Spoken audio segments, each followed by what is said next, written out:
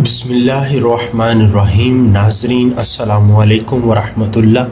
नाज़रीन, आज हम अबू यूसुफ़ इब्ने समआन रहमतुल्लाहि ताला अलैह आपके मुतल्लिक़ गुफ्तगू करेंगे। नाज़रीन, आपका पूरा नाम ख्वाजा नासिरुद्दीन अबू यूसुफ़ चिश्ती है। आपका सिलसिला नसब सैयदना इमाम ज़ैनुल आबिदीन रज़ियल्लाहु ताला अन्हु से मिलता है। आपका लक़ब नासिरुद्दीन था। आपके वालिद मोहम्मद समआन नजीबुत तरफ़ैन सैयद थे। खालिक़े कायनात ने इल्म अकमल और अमल अफजल से नवाजा था।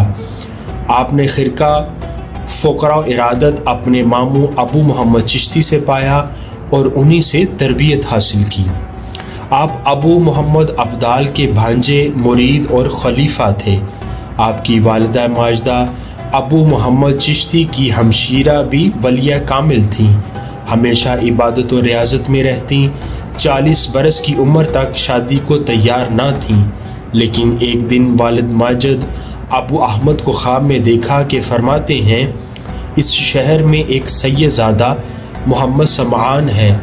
तुम्हारे मुकद्दर में लिखा है कि वो तुम्हारा शोहर बनेगा और एक लड़का पैदा होगा जिसके नूरे विलायत से हमारा ख़ानदान रोशन होगा।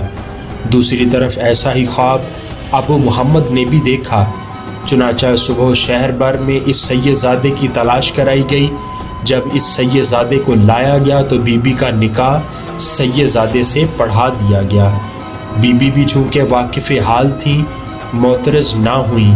इस बीबी के बतन से अबू यूसुफ़ पैदा हुए। आपका शजरा नसब कुछ इस तरह से है।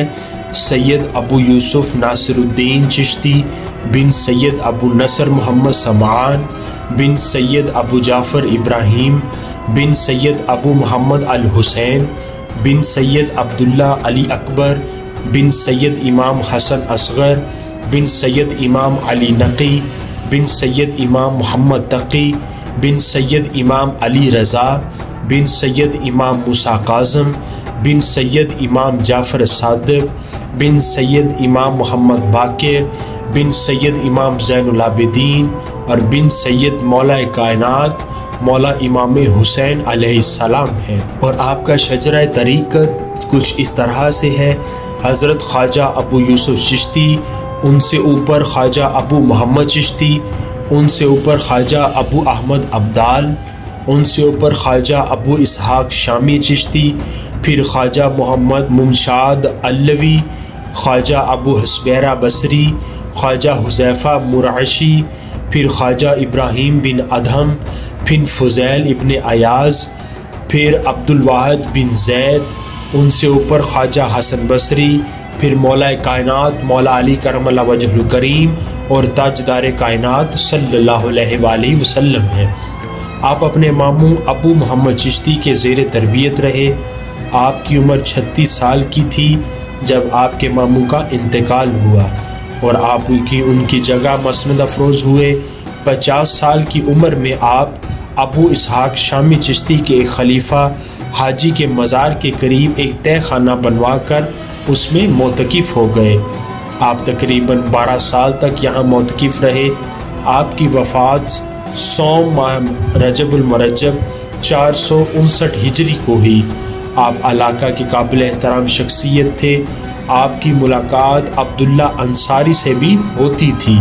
अबू बकर शिबली अपने वक्त में अबू यूसुफ़ चिश्ती के महफ़िल समा में हाजिर होते थे। नाज़रीन, अबू यूसुफ़ बिन समआन की मजलिस समा में सिवाय फ़ुक़रा, उलमा, सोलहा और मशाइख के किसी को आने की इजाज़त नहीं थी।